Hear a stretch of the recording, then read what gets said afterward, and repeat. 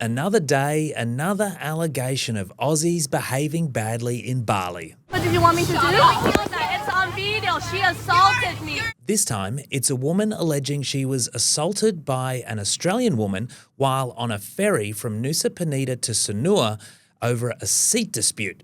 She assaulted me. I have it on email. I have it on video. You assaulted yourself, you stupid. It comes just days after another Australian was arrested for allegedly smuggling $1 million of cocaine into Bali. And earlier this year, a Sydney bloke was sentenced to 4 months in jail for hitting a German woman in a luxury resort in Kuta over a waterslide dispute involving children. And then last year, a pissed Aussie ran amok and locals had to lock him in a mini-mart to make a citizen's arrest. And this is not even taking into account all the standard drunken buffoonery that Aussies seem to be proud about every single weekend over there. No wonder the locals have had enough. Bali is ramping up its crackdown on misbehaving tourists in the popular holiday destination, with 1.5 million Australians visiting last year. So, to all the Aussies going to Bali, have a good time, but just be better. Public health officials are urging people to make sure their COVID vaccinations are up to date with a new strain of the virus now in circulation just in time for winter. A new COVID variant is becoming dominant in Australia, and Federal Health Minister Mark Butler is urging Australians to get a COVID booster. Geez, that's a blast from the past. Here to explain more is Head of Epidemiological Modelling at Monash University, Professor James Trower. James, what can you tell us about the NB181 strain of COVID?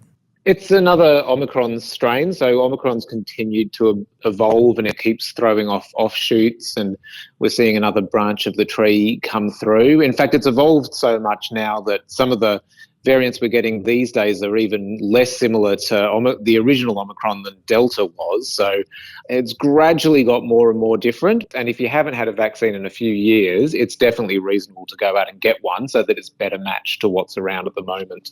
Yeah, right. So if you're thinking about getting your flu vaccine, which you definitely should be thinking about, maybe if you haven't had a COVID vax for a while, pop one of those in the arm as well. The greatest honour that I have is when people come up to me, shake my hand, give me a hug and say, "Never give up, you're a fighter." Yes, Pauline Hanson is a fighter, and her One Nation party has fought its way to 4 seats in the Senate after a surprising result today in New South Wales. That's more representation they've had in the upper house in about a decade. Yes, it was a surprise. I think consensus was that this sixth spot would go to Labor, but Pauline Hanson's One Nation has picked it up. It's the 4th Senate spot they'll hold after winning 3 of the seats up for grab at this election. So that has doubled their representation. So they now hold 2 Queensland seats, a New South Wales seat, and they also won the 6th spot in WA this week. So with 4 senators, they actually equal in size to the Nationals in the Senate now, after Perrin Davey lost her spot.